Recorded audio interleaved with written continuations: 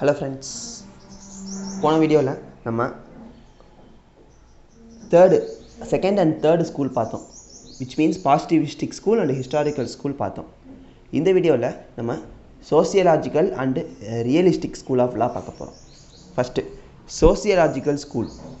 Social அப்படின்னு வந்துச்சா, திரும்பவும் கிட்டத்தட்ட நமக்கு ஹிஸ்ட்ரி மாதிரியே தான் வரப்போகுது. ஏன்னா சோஷியலுங்கிறது என்னது, ஹிஸ்ட்ரி தானே.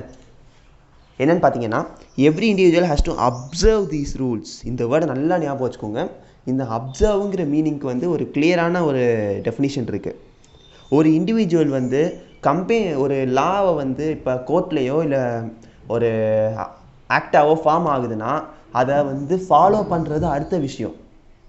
ஃபஸ்ட்டு பாயிண்ட் என்னென்னா, அப்சர்வ் தான் பண்ணுறாங்க. ஏன்னா லாவே எப்படி ஃப்ரேம் ஆகுதுன்னு நம்ம ஹிஸ்டாரிக்கல் ஸ்கூலில் பார்த்தோம். பழைய காலத்து பிரின்சிபல், பழைய கஸ்டம்ஸு, பழைய நீட்ஸை வச்சு தான் லாவே ஃப்ரேம் ஆகுது அப்படின்னு சொல்லி பார்த்தோம். ஸோ இப்போ ஒரு பர்சனுக்கு கோர்ட்டில் சொல்கிற அந்த ஆக்டை படித்து புரிஞ்சிக்க முடியலைன்னா சுற்றி என்ன நடக்குதுங்கிறத அப்சர்வ் பண்ணாலே போதும். ஏன்னா எல்லோரும் ஃபாலோ பண்ணுறது தான் ரூல்ஸு. அந்த சுற்றி நடக்கிற நடவடிக்கைகளை அப்சர்வ் பண்ணாலே அது லாவாயிரும் அப்படின்னு சொல்லுது எது, சோசியலாஜிக்கல் ஸ்கூல். அடுத்த நிலையிலே கிளியராக சொல்லியிருப்பான், state does not create law but only formulate. தெரிஞ்சிச்சா? அதுவாக ஒரு லாவை க்ரியேட் பண்ணலை. யார் ஸ்டேட்டுன்னு இங்கே சொல்கிறது தமிழ்நாடு, கர்நாடகாங்கிறது ஸ்டேட் கிடையாது. Government, state government, central government, court எல்லாமே நமக்கு இந்த ஜூரிஸ்ப்ருடன்ஸ் சப்ஜெக்டை பொறுத்த வரைக்கும் ஸ்டேட் தான். அது எந்த ஒரு லாவையும் க்ரியேட் பண்ணலை, ஃபார்முலேட் தான் பண்ணுது. இருக்கிறத எடுத்து ஆக்டுக்குள்ளே கொண்டு வருது. இருக்கிறதுனா என்ன இருக்கிறது, கஸ்டம்ஸு, பிரின்சிபல்ஸு எல்லாமே ஏற்கனவே இருக்கிற ஒரு விஷயம். அதை யாருக்கும் ஃபாலோ பண்ணணும் அப்படிங்கிற ஒரு கம்பல்ஷன் கிடையாதுங்கிற மாதிரி இருந்தாங்க மக்கள். ஆனால் இந்த ஸ்டேட் அதை ஃபார்முலேட் பண்ணுது. இதெல்லாம் நீங்கள் ஏற்கனவே ஃபாலோ பண்ணது தான், பட் இது ஜஸ்ட் ஒரு ஆக்டிவிட்டி கிடையாது, இதுதான் லா, இதை தான் நீங்கள் ஃபாலோ பண்ணணும்னு சொல்லி ஸ்டேட் அதை ஃபார்முலேட் தான் பண்ணுதே தவிர புதுசாக இதையும் க்ரியேட் பண்ணலை. அதுதான் சோசியலாஜிக்கல் டெஃபினிஷன். இதோட author Duguit Ihering. Duguit, DUGUIT IHERING தான் ஸ்பெல்லிங். Duguit Ihering. இது என்னன்னு பார்த்தீங்கன்னா, form of guarantee of the conditions of life of society.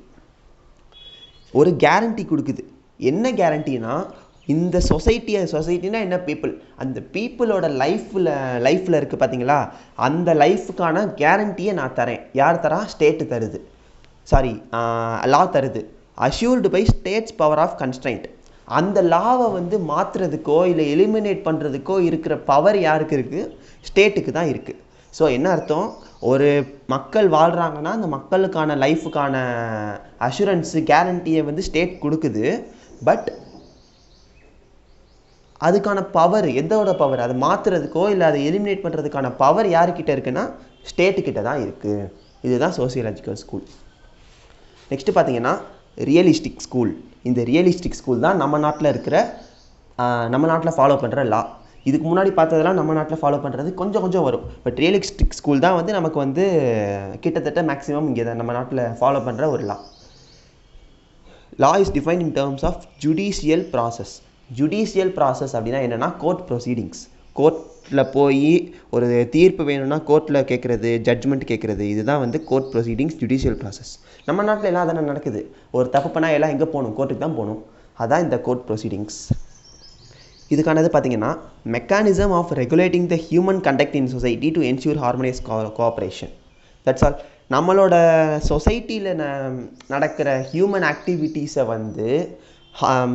எல்லோரும் கோஆப்ரேஷனோடு நடக்கிற மாதிரி. விச் மீன்ஸ் என்ன அர்த்தம்னா, எந்த ஒரு ப்ராப்ளமும் எந்த ஒரு டிஸ்பியூட்டும் இல்லாமல் க்ளீனாக கொண்டு போகிறதுக்கான மெக்கானிசம் தான் லா. கிளியராக புரியுதா? நம்மளோட ஹியூமன் கண்டக்ட், சொசைட்டியில் நடக்கிற ஹியூமன் ஆக்டிவிட்டீஸை எந்த ஒரு ப்ராப்ளமும் இல்லாமல் நீட்டாக எல்லோரும் ஒன்றுக்கு ஒன்று ஒத்து போகிற மாதிரி கொண்டு போகிற மெக்கானிசமுக்கு பேர் தான் லா. இதை பண்ணுறது யார்? ஸ்டேட். மைக்குனே பார்த்தது தான். ஸ்டேட்டுங்கிறது என்னதுங்க? கோர்ட்டு. ஸ்டேட்டுங்கிறது court. State authorises to make or recognise or sanction rules. State தான் இதெல்லாம் ஃபாலோ பண்ணுறது. It is followed in India. இது ஏற்கனவே சொல்லிட்டேன். இந்த ரியலிஸ்டிக் ஸ்கூல் இந்தியாவில் தான் ஃபாலோ பண்ணுறோம். எல்லா இடத்துலையும் பண்ணுறாங்க. நம்ம இந்தியன் படிக்கிறதுனால இந்தியாவை பற்றி நான் இதாக சொல்கிறேன். இதுக்கான டெஃபினிஷன் என்ன சொல்கிறாருன்னா, ஹோம்ஸ், HOLMES, ஹோம்ஸ் என்ன சொல்கிறாருன்னா, லா is a statement of circumstances. Statement of circumstances. நார்மலாக நடக்கிற ஒரு சிச்சுவேஷன் தான் லா. நார்மலாக இப்போ 2 பேருக்கும் வந்து நடுவில் வந்து ரோட்டில் போய்கிட்டு இருக்கோம், 2 பேரும் சண்டை போட்டுட்ருக்காங்க. அதுதான் வந்து சர்க்கம்ஸ்டன்சஸ், நார்மலாக நடக்கிற ஒரு situation in which public force will be brought to bear upon through courts. Public ஃபோர்ஸ்னால் இங்கே யாருன்னா பப்ளிக், ஜஸ்ட் மக்களை வந்து என்ன சொல்ல போகிறாங்கன்னா கோர்ட்டுக்கு கொண்டு வர போகிறாங்க. ஏன் கோர்ட்டுக்கு கொண்டு வராங்க? எதுக்கு தேவையில்லாமல் சண்டை போட்ட, யார் மேலே தப்பு, யார் இங்கே தப்பு பண்ணா, ஏன் அவனை அடித்தா, இந்த மாதிரி வந்து தீர்ப்புகள் கொடுக்கறதுக்காண்டி மாற்றி கேட்பாங்க தெரியுமா? நீ என்ன பண்ண, எதுக்காண்டி இந்த மாதிரி சண்டை போட்டிங்கன்னு கேட்பாங்கல்ல. அது கேட்கறது யாரால் கேட்க முடியும்? ஒரு இண்டிவிஜுவல் பர்சன் போய் ஏன் சண்டை போட்டேன்னு கேட்டால் அவனே அடிச்சு போட்டுருவாங்க. நம்ம அதை போய் கோர்ட்டில் போய் கேட்டால் தான் அவங்க ஒழுங்காக பதில் சொல்லுவாங்க. அதனால தான் இந்த சர்க்கம்ஸ்டன்சஸ்னால் ஏற்படுற ப்ராப்ளம்க்கு அந்த சர்க்கம்ஸ்டன்சஸில் ஈடுபட்ட பப்ளிக் ஃபோர்ஸை வந்து கோர்ட்டில் கொண்டு போய் நிறுத்தி பதில் சொல்ல சொல்லி கேட்குறது தான் லா அப்படின்னு சொல்கிறாரு ஹோம்ஸ். கிளியராக டெஃபினிஷன் வந்துருச்சா? நம்ம நார்மலாக கோர்ட் ப்ரொசீடிங்ஸில் என்ன படிப்போமோ அதை தான் அவர் அந்த காலத்தில் ஹோம்ஸுங்கிறவர் வந்து அவரோட டெஃபினிஷனில் சொல்லியிருக்காரு. That's all. இந்த இதோட நமக்கு வந்து ஸ்கூல்ஸ் ஆஃப் லா முடியுது.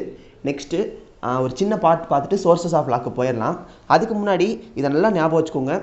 2 பாயிண்ட் எழுதணும், ஒரு கைடிங் எலிமெண்ட் எழுதணும், 2 டெஃபினிஷன் ஆர் ஒரு டெஃபினிஷன் கம்பல்சரியாக எழுதணும். இதுதான் வந்து நமக்கு 4 மார்க்குக்கான ஒரு ப்ரொசீஜர். That's all friends. ஏதாச்சும் டவுட்ஸ்னால் கமெண்ட்ஸில் கேளுங்க. தேங்க்யூ.